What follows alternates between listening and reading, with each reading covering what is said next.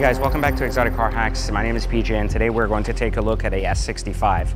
Now the S65 AMG Coupe has now been discontinued and it is just a lot of car for the money, which is why it's our highlight for this particular review. This used to be a $250,000 car and can now be obtained under $100,000 with very minimal miles. These are fantastic cars to own and some of the best bang for the buck on the market today.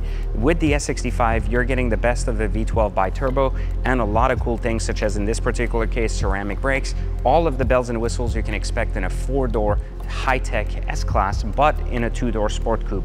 A lot of power, a lot of beauty, and more importantly, a lot of tech and options. One of the things that people don't know about the S65 is one of the most expensive parts in the S65 are the Swarovski crystal headlights, which are so expensive that one of the worst parts of the car is actually either the insurance or getting in an accident.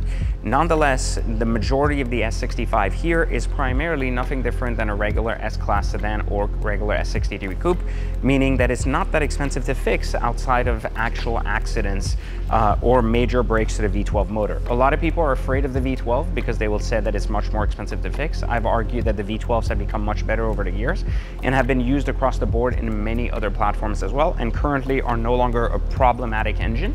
And so personally, I see nothing wrong with buying a V12 Mercedes today or anything that would hinder me from doing so.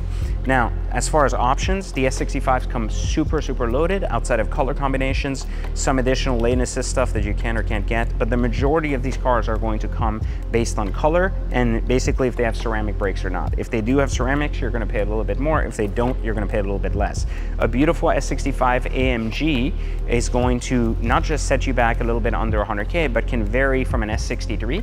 So be careful not to compare the S63 and the S65, as you'll have about a $70,000 to $80,000 window difference from the original MSRP. Now, before we get to the numbers, here's a word from our sponsor. Railz.com is a reputable online platform specializing in auctioning high-end timepieces. Known for its transparency and security, it provides a reliable way to sell watches online. Focused on smooth transactions, Railz ensures a secure environment for both buyers and sellers. Prioritizing genuine buyers, the platform offers a premium selling experience for sellers and great deals for buyers on luxury watches. Explore Railz at Railz.com for top-notch service in the luxury watch market.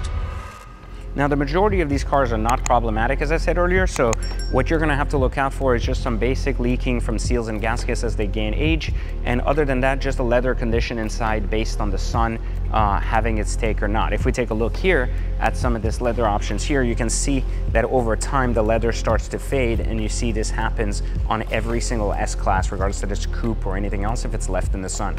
I always recommend tinting your windows whenever you have a Mercedes on the front, even if it's just to the same tint as just bare glass, not really adding any like darker tint, but just to ensure that the UV rays don't damage the dash.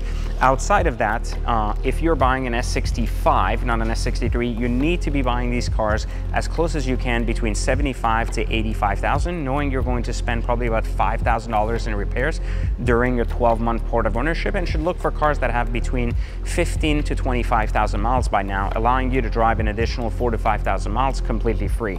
Now, the majority of these cars and how you're able to drive free is going to come down to your ability to buy them without them needing repairs or not having any repairs during the cost of ownership.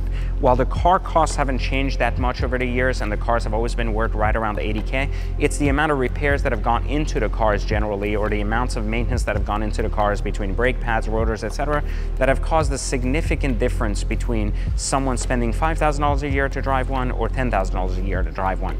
Brakes can be quite expensive if not maintained properly, so I would recommend looking for a car with ceramic brakes. It's unlikely that it's going to need rotors. At least you'll just need to deal with pads. The steel brake ones will probably need to be replaced every 20,000 miles or so. Outside of that, the S-Class has been one of the leading tech cars on the market and one of the best bangs for the buck in the dollar. If you're looking for a cheaper one in the 60 to 70K range, take a look at the exact same car, highly loaded S63. Loaded will bring you the same amount of money. Now, if you want to learn how to hack this in detail, please click the link in the description or join exoticcarhacks.com. And of course, make sure you like, subscribe, and add a comment if you'd like to see more content like this. I'll catch you next time for Exotic Car Hacks.